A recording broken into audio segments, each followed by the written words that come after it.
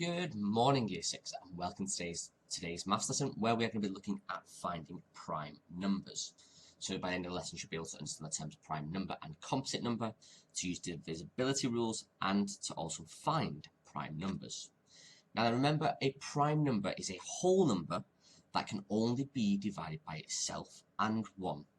A composite number is a whole number that can be divided by itself, 1, and other whole numbers. Now we're going to use divisibility tests to prove if a number is composite or prime. Now then, let's just refresh ourselves on the divisibility rules. Every number is divisible by 1 and itself. Okay?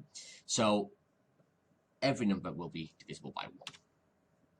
Now 2, any even number, that's the units column, has a 0, a 2, a 4, a 6, or an 8, is divisible by 2.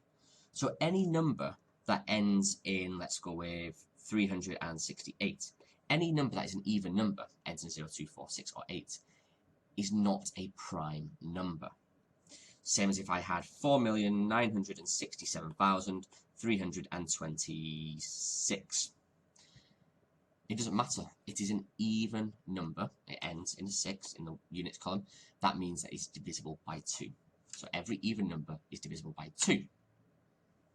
Now with 3, if you add the digits together and this sum can be divided by 3, then the original number is also divisible by 3. So for example, 279. So 2 plus 7 plus 9, that will equal to, well, 2 plus 7 is 9, 9 plus 9 is 18. Well then 18 divided by 3 is equal to 6. That means that this number is divisible by 3, and it is not a prime number. Again, I can check, will it go in equally? 3 into 279, well that can't be done. 27 is 9, and 9 divided by 3 is 3. Leaves me with a whole number. So I can check if something is divisible by 3. This number is, I've added each number up, and I've divided that total by 3, and it gives me a whole number. For 4, now if the number made by a tens and units column is divisible by 4, then so is the rest of the number. For example, 320. So if I take the tens and the units column, okay, I've got 20 divided by 4, that will equal to 5. So yes, this number is divisible by 5, and therefore this number is not a prime number. And to prove that, 320 divided by 4, that cannot be done. But again, 32 divided by 4 is going to be 8, and then a 0 is 80. So 320 is not a prime number. It is divisible by 4. Now, it's also the same for 2, 4, 6, 8. If the number is even, then it's going to be divisible by one of these numbers, at the very least. 5. If this units column has a 5 or a 0, then the number is divisible by 5. So any number that ends in 0 or 5 is divisible by 5. 6. If the number is divisible by 2 and by 3, then it is also divisible by 6. Okay. So let's look at this one here. 528. So 528 is divisible by 2. Let's check. 528 divided by 2. Again, it's just halving it. So that's going to be 264. Is it divisible by 3? Is it divisible by 3? Well, let's have a look. To see if I can divide it by 3, I add the numbers up. So that's 5 plus 2 plus 8. Well, 5 plus 2 is 7. 7 plus 8 is 15. 15 divided by 3, that equals 5. It is also divisible by 3 and by 2. So this number is divisible by 6 as well. Again, to check that, 528 divided by 6, that cannot be done, but I've now got 52. 52 divided by 6, well again, 6 times 6 is 36, then it's 42, then it's 48. So that's going to be 8 with a remainder of 4. Then 48, as we just mentioned, is going to be 8 as well, so it's 88. So this number is divisible by 6. It's also divisible by 2 and 3, and therefore this is also not a prime number. 7. Now, this is where it starts to get a little bit more tricky. To find out if a number is divisible by 7, I need to double the units number and then subtract this from the other digits. And if that answer is divisible by 7, then so is the original number. So I've got 651. So I've got my 1 and I'm going to double it, that's 2. So I've now got 65 minus 2. Well, that will equal to 63. Is 63 divisible by 7? Yes, it is. It would equal to 9. Well, that will mean that 651 is also divisible by 7. So that can't be done. So I've got 65, that's 9, with a remainder of 2, and that is 3. And there we go. I've just worked out that this number is divisible by 7. Dividing by 8. Well, again, if it's an even number, it's definitely not going to be a prime number. But to see if it's divisible by 8, if the last 3 digits can be divided by 8, then the whole number is divisible by 8. So here, I've got 8,321. So for a quick check, especially when you're working with big numbers, if you take the last 3 digits, in this case, 312 divided by 8, what I can do here is I can see if this is divisible. 31 divided by 8, so 8, 16, 24. So that will give me 3 with a remainder of 7, and that's 9. Aha! So that means that this whole number is divisible by 8. Again, it's an even number anyway, so it's definitely not prime. Now to divide by 9 and see if a number is divisible by 9, I find the sum of all the digits and then divide that by 9. Again, if you're left with a whole number, then this number is divisible by 9. So 774.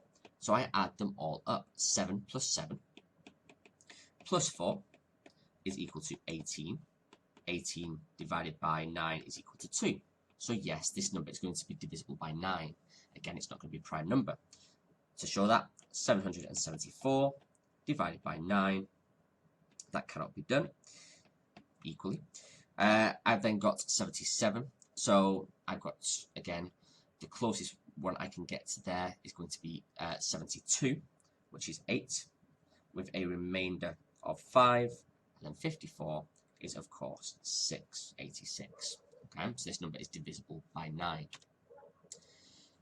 Divisibility rule for 10. Well, again, if the units digit is a 0, then this number is definitely divisible by 10. 11. If the digits are alternatively added and subtracted, and then the total can be divided by 11, then the number is also divisible by 11. So let's look at that in perspective here. So I've got 2,728. So what I will do is 2, positive 2, minus 7, add 2, minus 8. Well, 2 minus 7 is minus 5. Add 2, that's going to give me minus 3. But take away 8 more, it's going to give me minus 11. Well, minus 11 is divisible by 11. It's going to equal minus 1, but it was still possible.